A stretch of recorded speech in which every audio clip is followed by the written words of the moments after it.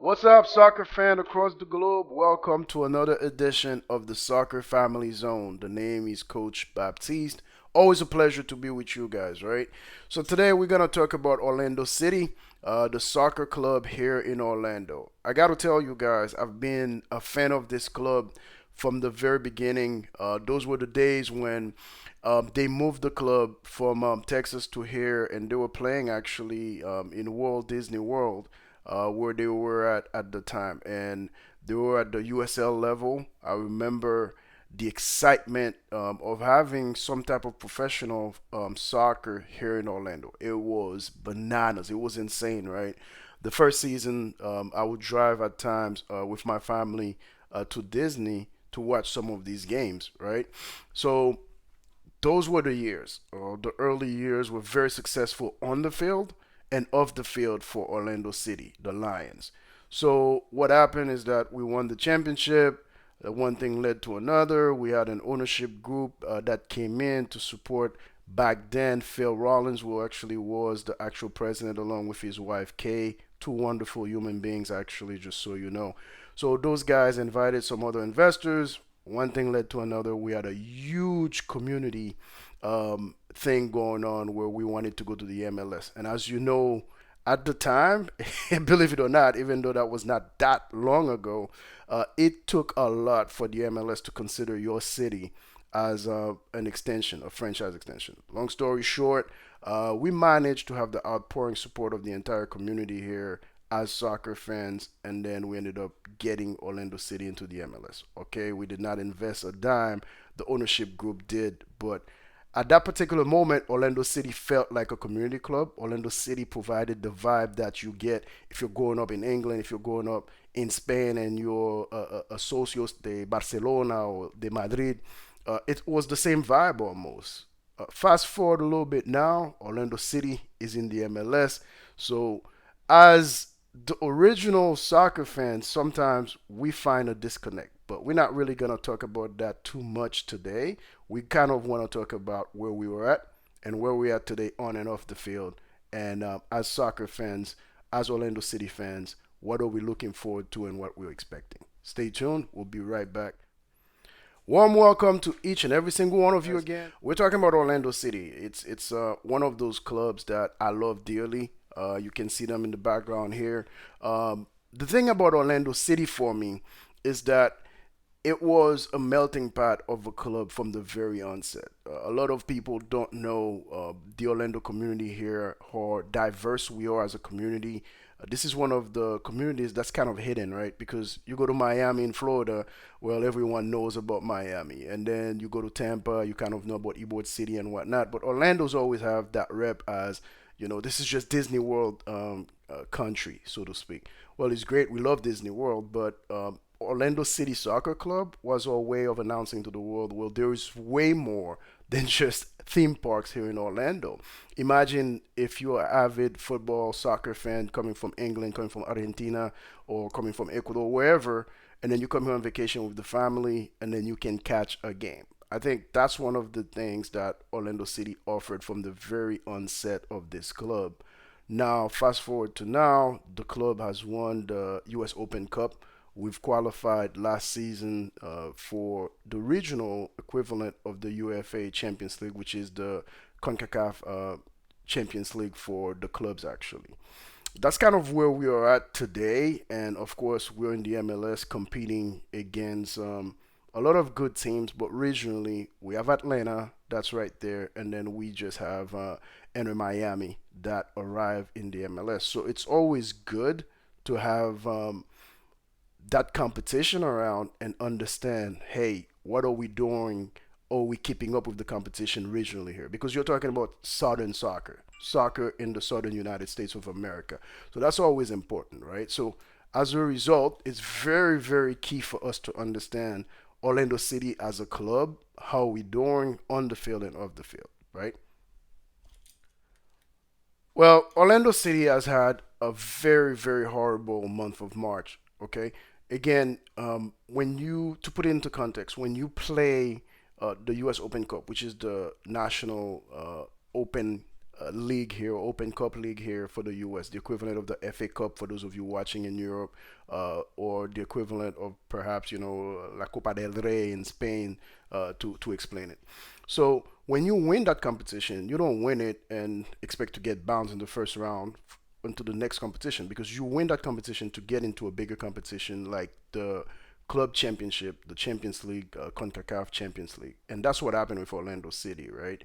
And we got to play Tigres on their home soil the first game, which was a decent result because it was a tie 0-0 on Mexican soil. When we came to the U.S. for the return leg in Orlando, we tied the game 1-1, right? So unfortunately, with away goals, that means Tigres had to advance on away goal advantages. When you go away, you score a goal like that, it's very precious. Orlando City was not able to do that, in Mexico, so we ended up paying the price. So that kind of summed up, honestly, the month of March for Orlando City as a club, because Orlando City had different results, only one win during the month of March. You can cite perhaps the international breaks and everything else, but that's no excuse because every club has got to go through it where they lose some of their main players during the international breaks. So Orlando City, unfortunately, again for the month of March, has not been there. They haven't gotten the results, even though the record is 2-2. What essentially is happening is you have a team that is dominating possession. Orlando City right now, every game they win the column when it comes to possession of the ball. The last game they lost against Nashville, it was like 60 some odd percent of the ball that Orlando City got to possess. So we understand Coach Pareja actually how he likes to play. We know that he loves to build from the back with his center back, keep the ball on the ground, move the ball around, be patient, and then find the space. Unfortunately, this is not working this year, and there are a couple of reasons why this is not working. That's kind of what we want to talk about. It's very unfortunate because here we have a coach who's very stylistic, who's coached around the MLS and also in Mexico. So we believe in the coach. I think the problem is the coach need to make some adjustments based on the personnel that he has, and that's kind of what we're gonna get into when we come back right after this. All right, guys. So as we were discussing, you have Coach Oscar Pareja, who has his entire style based on possession, which is great. There's nothing wrong with that. But unfortunately for Orlando right now, we do not have a deep line playmaker, meaning a central defensive midfielder that can drop into the space, get the ball from the defense, and then push the ball at a high rate to the strikers or to the line of the forwards that we have in front of them.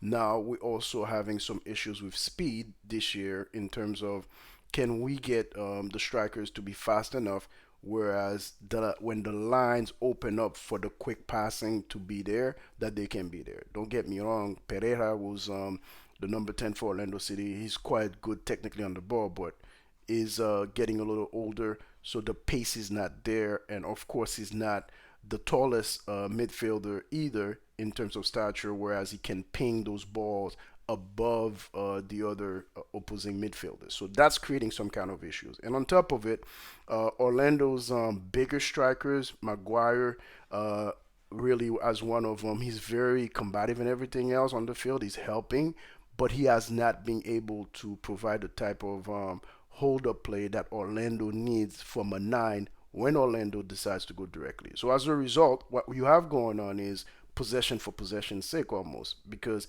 we're moving the ball left to right quite effectively, but the penetrating ball that we're looking for is not happening. And the reason why the club is not progressing as well as it should. Believe me, when Orlando start clicking, they have the personnel in the front four area to really click on all cylinders, minus the strike line. You do have Enrique, the Argentine young striker that's there. He's doing good, but he's the only question mark. But when you look at the wings for Orlando, you look at Facundo Torres that can also drop in and play as a 10. He's shown that against Tigres, where he came into the midfield and really provided a lot of quality that Orlando needed to relieve the pressure from the defense.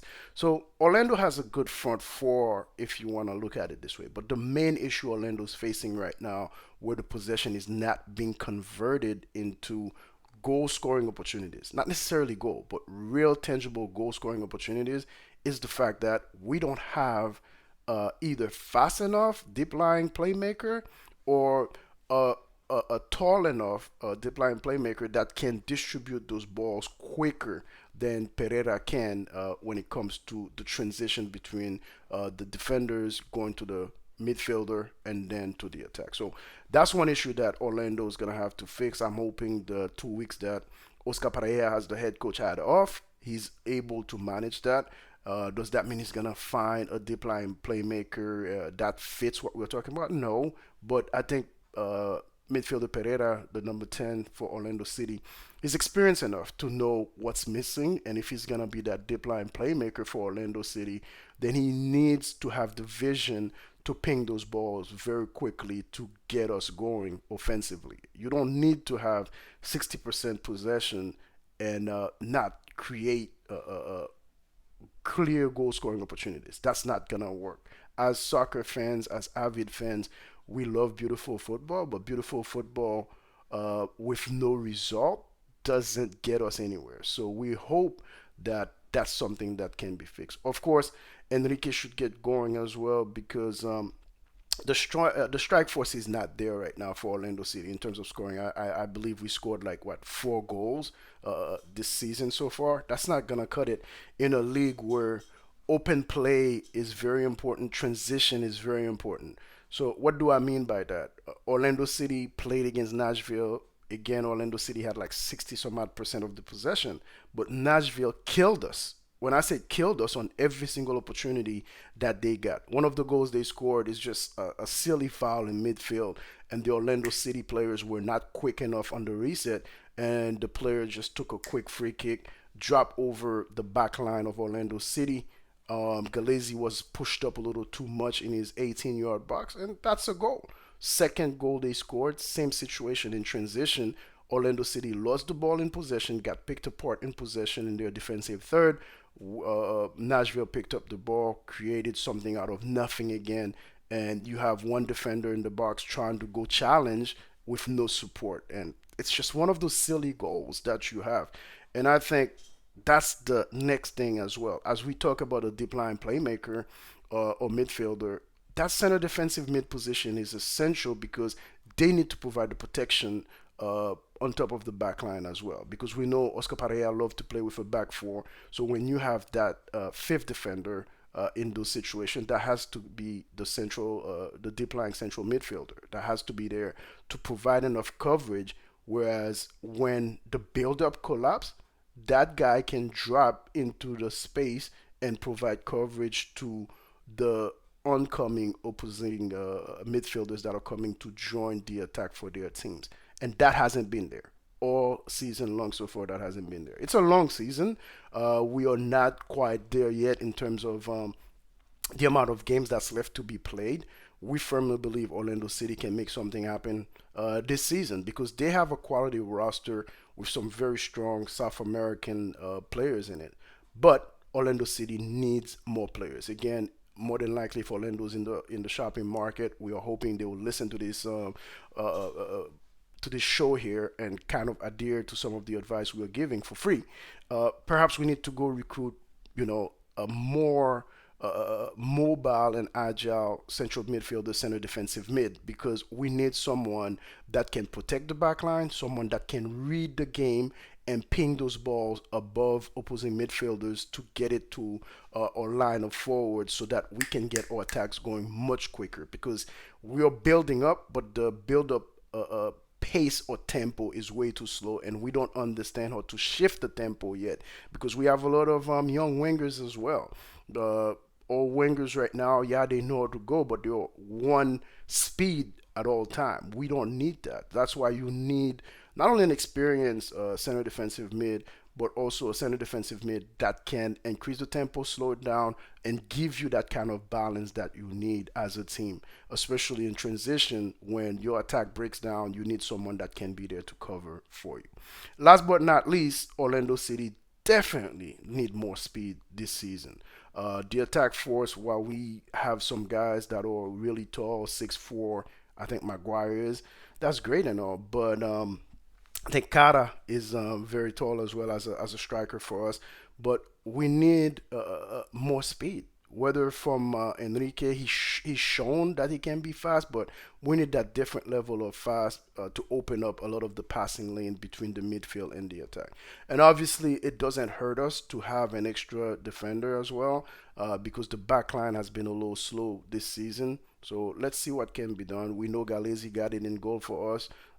It's a lot of personnel changes that we might see, but I think we are maybe 2 or 3 players away from being a real contender in the East. Throughout this season, we'll be talking about the city and some of the things that we see and some of the changes that might be necessary to get Orlando City again to that next level that we anticipate we need the team to. Just so you know, Orlando City actually is playing Minnesota.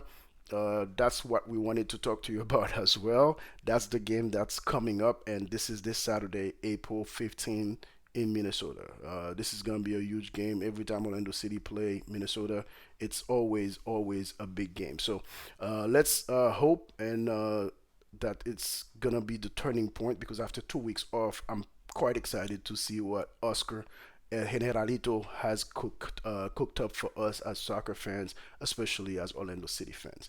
All right, guys, it's always a pleasure to come here and discuss football with you, discuss soccer with you. Again, as an avid Orlando City soccer fan, it was great to come here and introduce Orlando City to you this season. Throughout the season, we'll be talking about what we see. Some of it you might agree with, some of it you might not. But at the end of the day, my main goal is to ensure that we bring an MLS Cup trophy to Orlando, and that will be huge. That will be a parade in our city, right? All right, guys, have a good one.